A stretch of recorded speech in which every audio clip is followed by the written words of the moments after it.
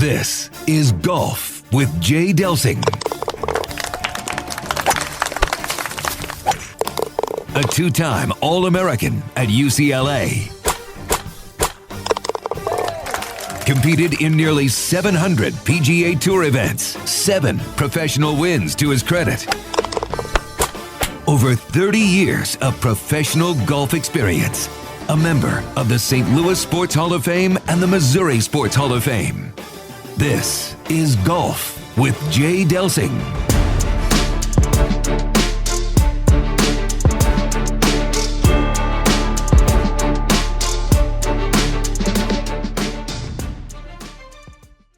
Hey, this is Jay Delsing, and you're watching and listening to Golf with Jay Delsing. We're coming to you from the Car Shield Studios, and I'm sitting down with my good buddy, Grant Masson. He's the director of golf at St. Louis Country Club. Grant, thanks for joining me today. Thank you, Jay. Thanks for having me. Yeah, oh my gosh, this is going to be a fun conversation. So Grant, you grew up as a Texan, you grew up in the Dallas area. Give us a little bit of background on how you fell in love with the game. Yeah, thanks. That's right. So my folks moved to Texas in 1984. I guess I was, about 11 years old or so. Got introduced to the game right before that. We were living in New Jersey at the time. Had my first couple lessons there, but Texas is where it really started for me. Being there, it's a 12-month season. I really got into it starting at 12 or 13, started playing all the North Texas Junior PGA events, and from there, tried to qualify for some state tournaments. From there, tried to get into more of the national scene, which I was able to do. I feel like I got into the national scene when I was about 17, playing AJGA stuff. Had a little success there, and played college golf at University of Oklahoma. When I graduated from the University of Oklahoma, the whole time I was in college, my main goal, 2 main goals. One was to graduate, and the other was to get ready to try to play the tour. That was just it. That's that was my mission. And so right out of college, I went through Q school, didn't make it right away. So went and played, or went over and tried to qualify for the Asian tour, which I was able to do. Played a couple seasons on the Asian tour along with the Canadian tour at the same time. So I played 2 seasons in Asia and then 5 seasons full time on the Canadian tour. All the while, every year I'd go through Q school, did it every year. Unfortunately, never made it to the tour.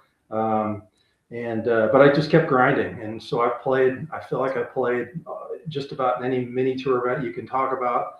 When I listen to Club Pro Guy, for example, I feel like it hits close to home a lot. Some of these tournaments he talks about, the Yucatan Masters, pretty sure I played in that. So, or something similar to it anyway. But no, it was a great journey. I gave it about 7 or 8 years out of college, trying to make it. And then just finally got to the point in, I guess, 2004, where I decided, man, I just had almost like a Forrest Gump moment. I'm driving to the golf course to play in a Lone Star Tour event out in East Texas. And it was the first round. And man, it just hit me like a ton of bricks on the drive out there. I'm like, man, my tank's empty. I'm done. And I had no idea what I was going to do. I'd never considered anything else. I'd never considered, not trying to be a pro. Like, it was a full-on commitment for me from the time I was, 18, 19 years old or so. And so I went through the motions that day, and I played because a couple of my buddies I was paired with, and I didn't want to leave them hanging.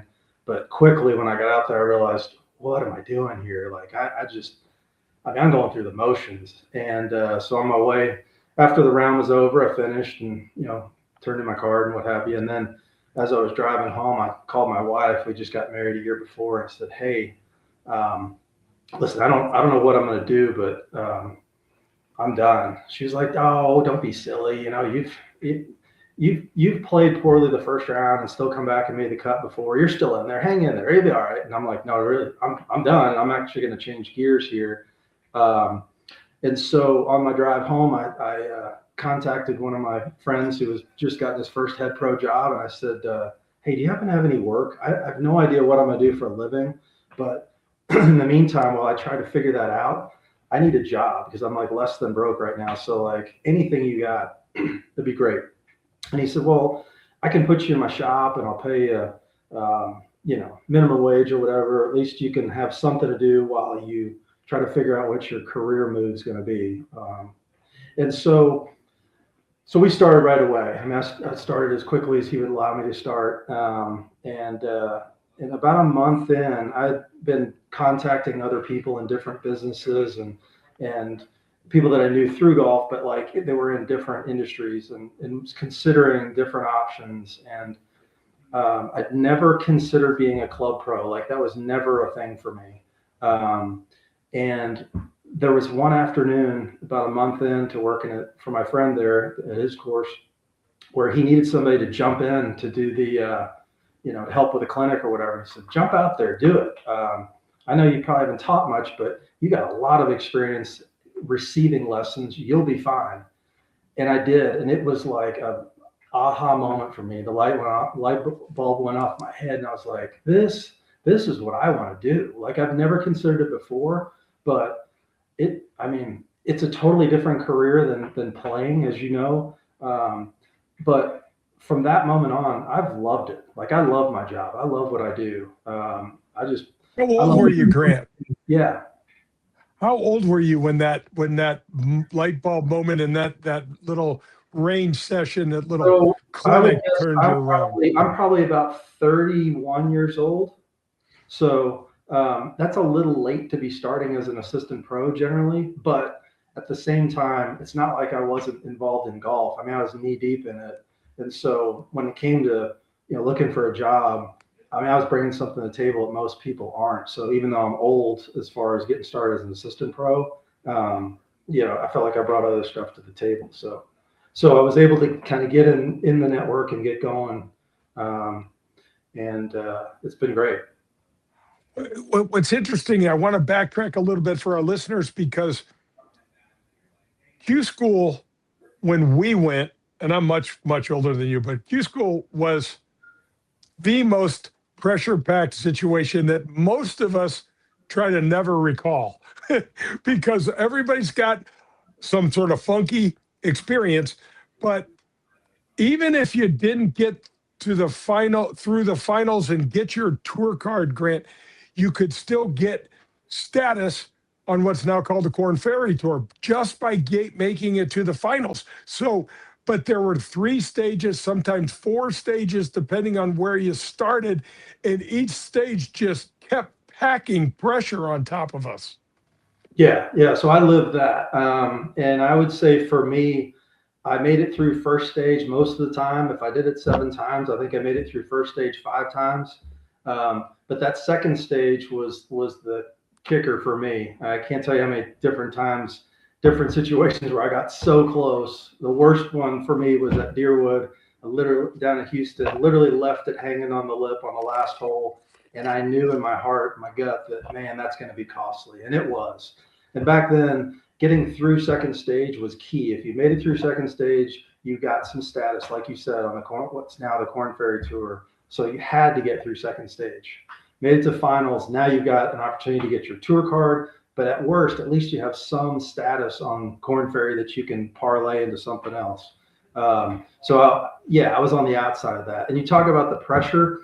I would say that's real and it's crazy. But an interesting thing that I experienced as a club pro after I got out is I had to go do what we call the PAT, which is the Player's Ability Test. It's something you have to do to become a PGA member to be a club pro. And the target scores are, say, on a normal golf course, call it a pair of 77s or what have you. So very reasonable, very doable. If you're in the competitive golf world, like for me, coming out of playing tournament golf all the time, yeah, that's no big deal. It's nothing. But what I experienced and what I watched when I went to my PAT, I saw people literally freaking out on the putting green before we teed off. There's a shotgun start. We're all there. I mean, I was like, man, I've been to 7 Q schools and then adding up first and second stage. So I've been to, I don't know how many, 14, 15 times I've been involved in Q school type of situations that are real and that are stressful. This PAT thing was like a whole nother level. Like I'm watching people chain smoke who look like they probably never even smoke. I mean, people are freaking out. And I remember thinking to myself, I'm like, well, they're freaking out because this is not what they've trained to do. Yes. When you get pulled out of your environment, it's like, it's different. Playing tournament golf, if you're not in the tournament golf mode of, you don't have any tournament rhythm to what you're doing, you have no idea how your body's going to react, where your brain's going to go, like your head space. It's tough. And like, I would say that comparing both of them, that PAT is every bit as difficult just because of that scenario of not being in the mode of playing competitive golf. So This is Golf with Jay Delsing. I'm visiting with Grant Masson. He is the director of golf at St. Louis Country Club. And Grant, it's really about where your mind is, because when you're playing those mini tour events and you're thinking PGA Tour, you're not thinking 77, you're thinking 67 or better, right? Or better, because 67, as we know, is not going to get it done. But when you suddenly shift and make that go, well, the number doesn't scare you, but then your mind starts going, when's the last time I hit balls? I don't even know where my putter is. My daughter took my putter out of my bag. All of a sudden you start getting and then you can work yourself up to a 12 anxiety-wise over anything. Oh yeah. I mean, I remember when I was at that PAT, the Players Ability Test, and we're cruising along, and the guy that I'm riding the golf cart with, I can tell he's kind of right on the number. It's a 36-hole day. You play all of it one day. They've changed that now. It's a little bit easier. You can break it up. But back then it was all done in one day. And so the guy I'm riding with the cart, I got a scorecard, and I'm looking at it coming down the stretch with about 3 holes left. I'm like, he's inside the cut line. And he starts to kind of chat about the number and where he is. I'm like, all right, I got to help this guy. I'm coaching you up, dude. Listen, we're not talking about that at all. We are literally going to go shot by shot here. And as a competitor, you're not supposed to ever help another player or whatever. But in this situation, I'm like, this guy needs some help.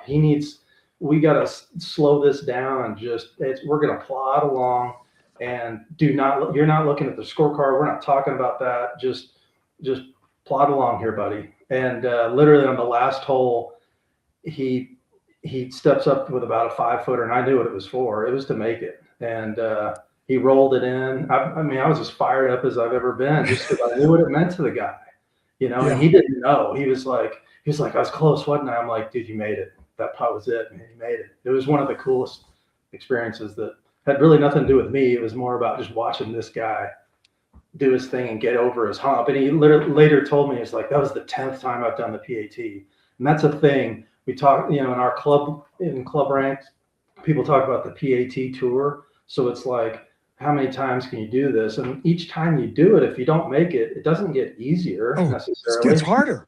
Right. Probably, yeah. I mean, I kind of felt that way with Q School at times. It's like, I mean, do I have the game to do this? Yeah, absolutely. But you don't do it until you actually do it. I mean, that's how it works. You got to shoot the numbers. So, and you talked about 68 or 67 being the number that you got to have in your head. Well, that's a thing too. So when I was chasing like Corn Ferry and trying to Monday qualify every week, so you drive to Timbuktu, wherever, do the Monday qualifier. Once you do enough of them, you start to know kind of what the number's going to be based on the golf course. I can't tell you how many times I walked off the course shooting 68 going, it's going to take at least 67 on this one. And so often I was right. Like, you can just kind of sense what the number based on the players are in the field and that type of thing. And that sounds kind of crazy, but it's real. Like, somebody's going to get hot, a handful of people are going to get hot, depending on how many spots you have. You start to sense what that number is going to be. So, Grant, one time relative to PAT. One time at the finals, I actually had Corey Pavin caddying for me. There's a guy that won the U.S. Open. Worst green reader I've ever had, right? So I'm coming down the stretch, and I'm really close, and I've got this 12 or 15 footer for birdie that I got to have. It's on the last hole, and I hit it. I hit a really good putt, but it hits the high lip, and goes down about 4.5, 5 feet. And Paven looks at me and says, and I said, get the away from me. I was like, just leave me alone. And I rolled this thing in and I got in. But I mean, Grant, to your point, it's like, I don't know which is my right hand and which is my left. I don't know what is up and what is down. And all I need to do is try to get this ball in the hole. You just got to will it in at some point. Yep. Yeah. It's just got to go in. It's got to go in there somehow. So, well, interesting. So how did the progression go for you then in terms of getting a head pro job? How long were you in the system before you got your first chance? Yeah. So I said that, I worked for my friend for a month and then decided I actually wanted to get in the business. And so my first move was, I was living in Dallas at the time, and I thought, well, I'm just going to reach out. I'm going to put a resume together, which my resume was basically a tournament resume, not so much a work resume. But I'm going to put a resume together, and I'm just going to send it out to all the nicest clubs in town. In Dallas, I was. And my main goal was, hey, if I'm going to jump in this business and this is what I want to do, I know I'm not going to play as much golf as I was used to playing, because I would play all day, every day for years and years and years. So I thought, well, if the little bit of golf that I am going to play, I want to make sure I'm playing on the best greens possible. Having played mini tour golf and playing in some of the places we played, like, I just want to stand up there on a 5-footer. If I get it started on line, I want to see that thing roll end over end and just go in the hole. It's a simple thing, but it's like, it mattered to me. Like, and that was literally the basis of how I, got. And so one of the first people that I reached out to is a guy named Billy Harris. He's a longtime head pro at Dallas Country Club, and they were known for having great greens. So it checked all the boxes for me there.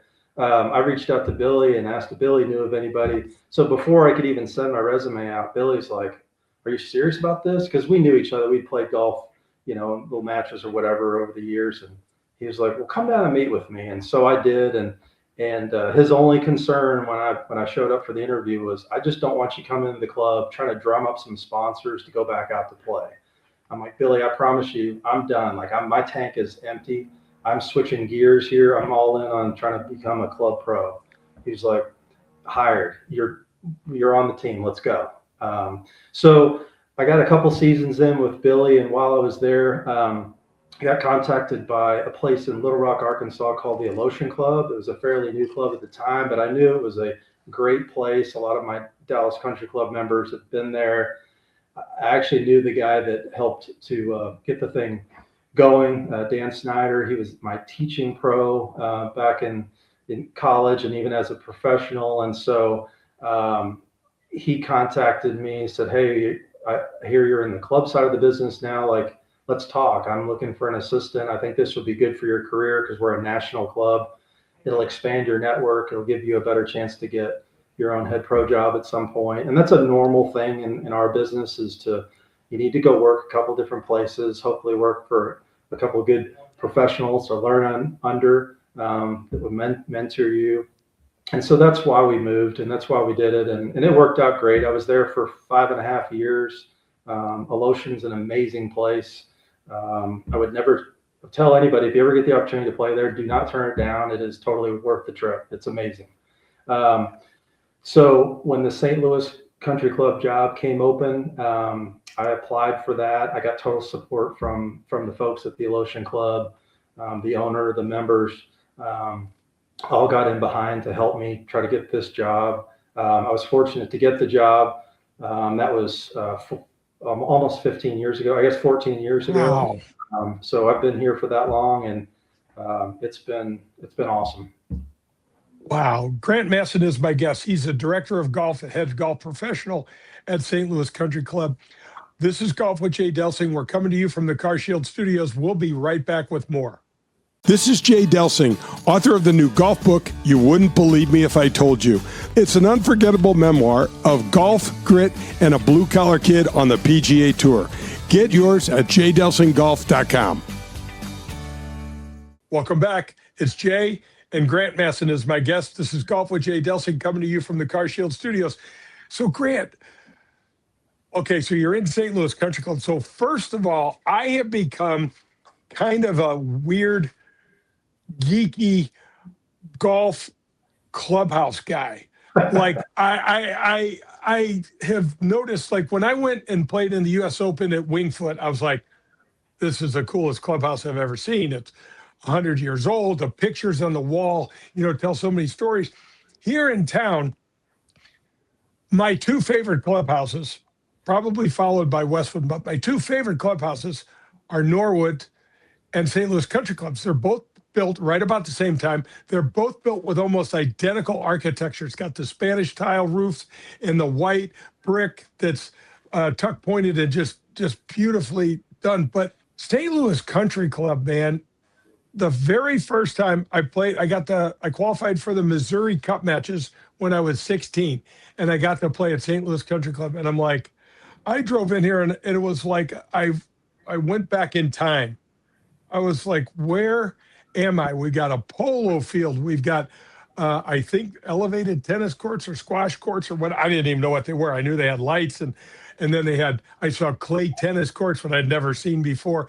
And then when I got on the golf course, all I could think about is, who the hell is CB McDonald and what is he doing? Because at 16 years old, Grant, the features of this golf course, which is my favorite course in town, blew me away.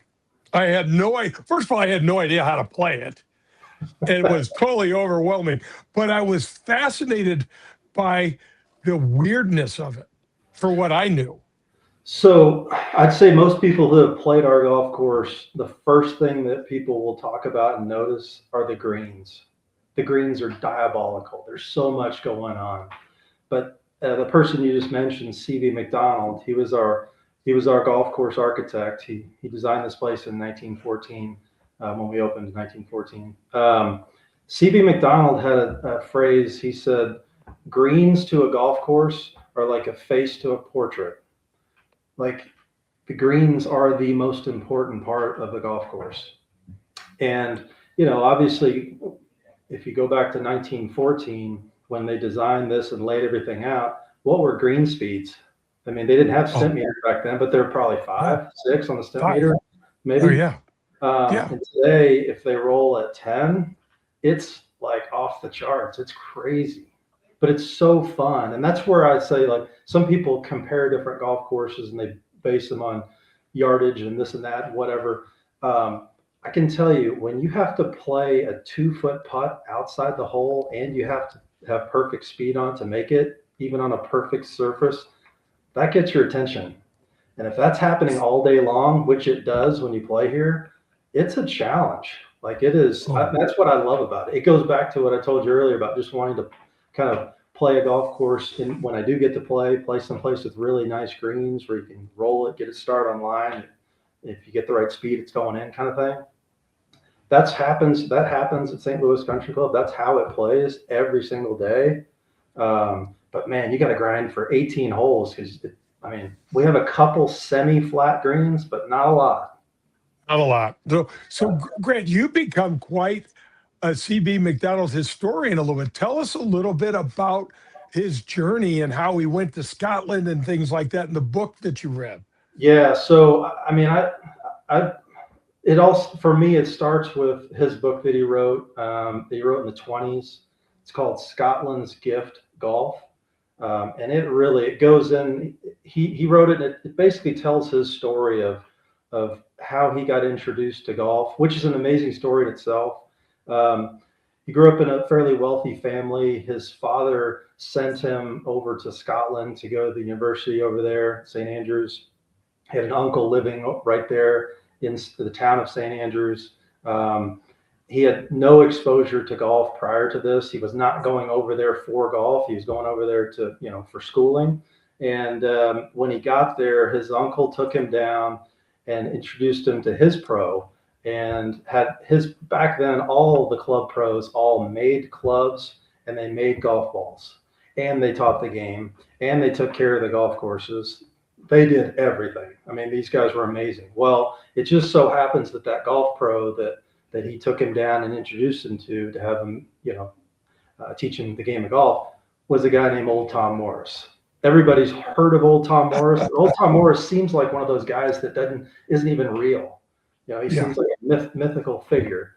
But not only is he real, he's the guy that CB learned from. And while CB was there, the other guy he was playing golf with and essentially learning from at the same time was young Tom Morris.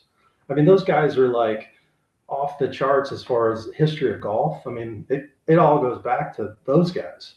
And yeah, it starts with them. I mean, it's like everybody talks about St. Andrews as the home of golf, which it is. Well, old Tom Morris and young Tom Morris, I mean, they're part of the fabric of that whole conversation. So for CB to get his start with the game there, and then he went through school, finished up, came back to the States, and the golf bug was, he was hooked. He had it. Like, he was like, we have a little bit of golf in the United States, but nothing like what's happening over there. So he convinced his father to let him go back over there, study up, and all the great golf courses, and he would take his notes. And basically what he was doing was he was like creating these template holes that he felt like, all right, these are some of the best holes in the UK that I've seen, that old Tom's taught me about. And so I'm going to take this information back to the United States and start to try to build some of these courses with these template holes. And you'll see that a lot of the holes that are not only on our golf course, you're going to see at all of his golf courses. You'll also see him at Seth Raynor's golf courses. And there's a reason why this happened. And what they did, though, is that the great architects, they're able to take those templates and work them into the natural terrain in the land. Obviously they didn't have all the equipment that they have today, and so moving dirt was difficult.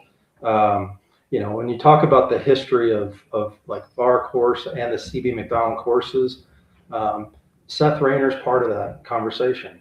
He came in, originally CB was doing it by himself, but when he hired his engineer, and the person ended up being Seth Raynor, who wasn't even a golfer, he was an engineer.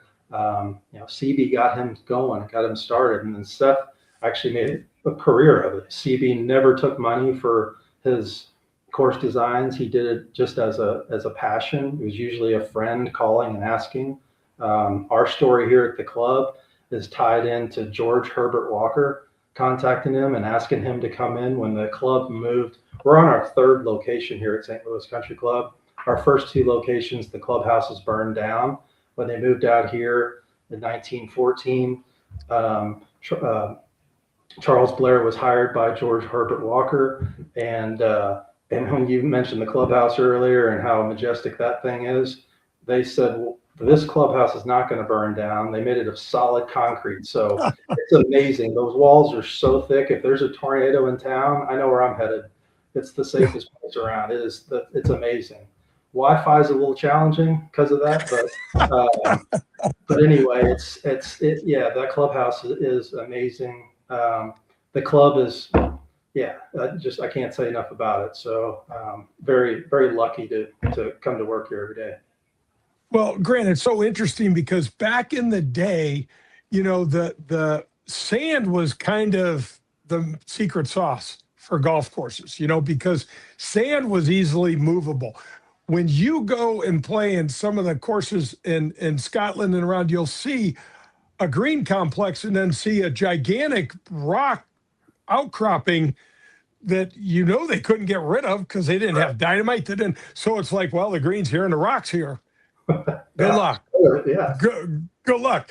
And so, back when I first played Pine Valley, and I learned about the story about how this course came about, where there was this train ride from, I don't know if it was Boston or New York down through the South, and they stopped right there outside of Philly, and they realized that there's this massive amount of sandy soil. And one of the guys on the train was like, oh, we're going to do a golf course here. Now we got Mike Kaiser, who created Bandon Dunes and created Lido and the courses up in Wisconsin. And now he and his sons are looking specifically for this type of soil all over the country to find these things. Yeah, I mean, yeah, to be able to play the ball on the ground and like you can across the UK, I mean, that's key. Having that sand base, the ground can just be so much firmer and faster, and so yeah, it's good. I mean, we're lucky. It's a cool time in golf, right? I mean, everything's grown so much. The off-course golf that's happening, um, and then all these destination places like the Kaisers are building. I mean, yeah, they're looking for sand-based properties to build these things on because it's fun. It's fun to be able to get the ball rolling if you want Yeah, to. they found one outside of Denver, and I think Rodeo Dunes, and something down in Texas, in these very remote places, as you can imagine. But if anybody can turn them into blockbuster golf courses, I think the Kaisers can. You know, Grant, when I first started playing some golf in Europe and got a small little taste of it, I was so blown away at how the ground in Europe is so different than the ground in the US because we water the hell out of everything. And if a golf course isn't green, it's not right over here. But when you went over there, but it was, if they didn't get rain for 2 months, the golf course looked like a Trisket. It was brown and dry, and your ball could roll for 40, 50 yards. And You I don't think get that very often. I do think some you see a little bit more of that up north in the United States. Like if you get up into Michigan, that happens. And where it normally happens is when it's fescue grass, fescue all the way through. So fescue, tee boxes, fairways, greens, all of it's the Yeah. same grass because it's a cool weather, natural deal. And if it happens to have sand underneath it, if it's sand based and in a cool enough climate like that, yeah, it can go so long without water. It browns out. It looks a little rough, but man, does it play awesome. It plays so firm and so fast. We're a little different here in the Midwest, and most of the clubs were built on clay, and those clay-based soils. It's not quite the same situation. If you did let them completely brown out here, you'd probably lose them. I mean, you'd literally be at some point be playing on dirt and then have to regrass and start over. So that's a little bit of a challenge, this part of the country. But I would go back to say, like when you look at those courses in the UK that are all along the coast, every town you go through, all those little towns, they're all set up with, they have a golf course against the ocean, where most of the holes are basically on the ocean, which is amazing. Then you have a bunch of houses in a community, and then up on the hillside, you'll see all the farmland. And when all that happened, it was getting started. The golf course land was considered wasteland. You couldn't really grow anything on it. It was too sandy. The fertile soil was a little farther inland, and that's the place where you grow your crops. And I mean, think about like where we are in this part of the country, we grow crops really well. I mean, there's farmland all around us. And again, it goes back to the clay soil. And so, I think that's just part of it. And that's one of the beauties of the game is to be able to play all these different courses in different conditions. That's part of the fun of it. It would be so boring if all golf courses were all played the same. Like I even look at inside St. Louis itself, the number and the variety of golf courses we have in this town is amazing. So many different experiences. They're all good. They're all different, So it just, I think we're in a great spot here, and it's like a little hidden gem. So. Yeah, Grant Masson is my guest. He's the director of golf at St. Louis Country Club, and I should say, former president of the Gateway section. Grant, talk a little bit about our Gateway section. We've got over 350 men and women that are part of this. We're one of 40 some odd sections around the country. But we're small, but we are mighty. Allie Wells does a great job here, and we are finally getting some national recognition from some of our great peeps like you, Nathan Carnes, John DePriest, and it goes on and on. Yeah. So you touched on some of them that I would start with right there. For a long time, I feel like Gateway, we were a little bit of a flyover section. There's 41 sections that make up the PGA of America. We are on the smaller side as far as number of pros in our area or clubs in our area, but we're mighty too. I mean, our nickname at the national level, we call ourselves the Great Way. And some of the people that you touched on there with Nathan Carnes, he's currently the vice president of the PGA of America. He'll take over presidency this coming fall. So he'll do that. That's a 2-year term. So he'll be there handing out the trophy at the PGA Championship and the Ryder Cup. And so I think when Nathan was elected secretary of the PGA of America nationally, that really changed everything. I was part of that. I was in, governance in our section when he started to run, and to watch him go through that process, and the folks he was competing against were so sharp too, and they were so good at what they do and brought so much to the table. But Nathan was special. Like, he just separated himself. And that race that he was in, that campaign race, it was over in July. Normally, it was no contest. Yeah. Normally that thing, you get to the annual meeting in November and then everybody votes, and sometimes you have to come back and vote again, and it's like a process. But it was literally over in July, and like Nathan was it was locked up. And so it says a lot about him. The respect everybody has, for him is amazing. And then that puts some attention on our section, and people started to kind of look at some of these other folks in our section, like John DePriest and what he's done for PGA Hope. And we felt like for a long time, we've got a few people that totally check all the boxes to get a national award from the PGA of America. And finally, John DePriest was our first one. He deservingly earned that award. It was amazing. And then the very next year, Mike Surrey gets awarded the national award for what he does for junior golf. And same thing, Mike Surrey has done so much. He and his family at Oak Brook, it's amazing what they've done for junior golf. I mean, the numbers. When PGA Junior League first came out, 10 years ago, Mike Surrey was part of the section as far as one of the officers of the section.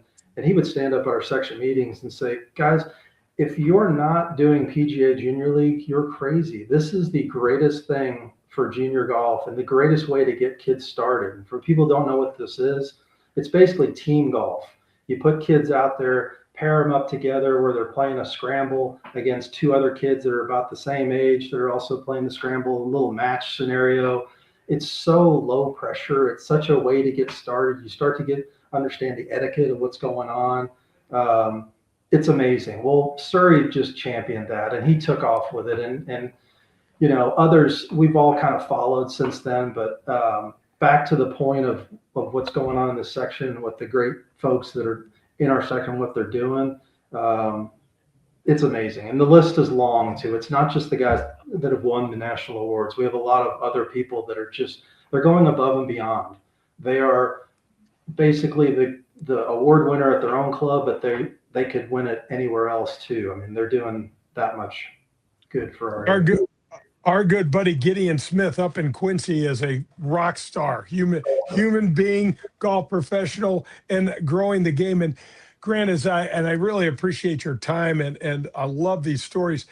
Did you ever foresee that we would be experiencing the sort of numbers that we have in the game now compared to, like, say, when you first started?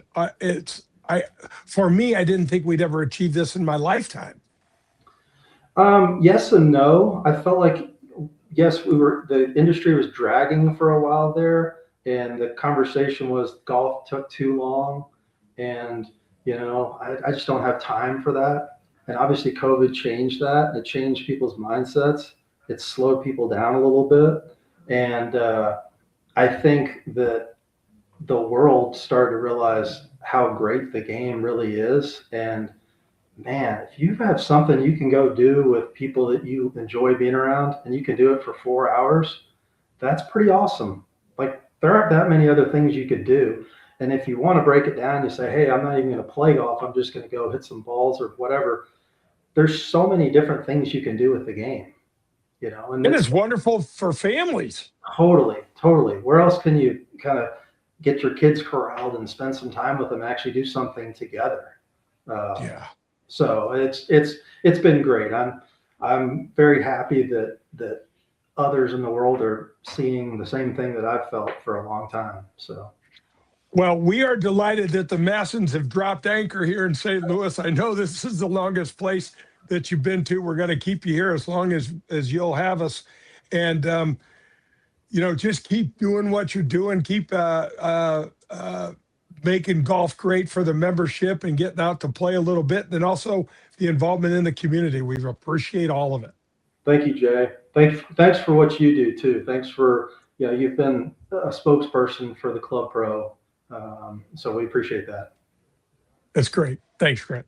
A golfing experience of a lifetime. Custom golf trips with me, Jay Delsing. I've played on the PGA Tour for over 25 years and had the pleasure of playing the greatest courses in America, and now you can too. Experience courses like Pebble Beach, Wingfoot, Whistling Straits, and many more. Packages include meals, drinks, daily lessons, and tips from me, and much, much more. Book your experience now and email me, jay@jdelsinggolf.com. The golf course is waiting.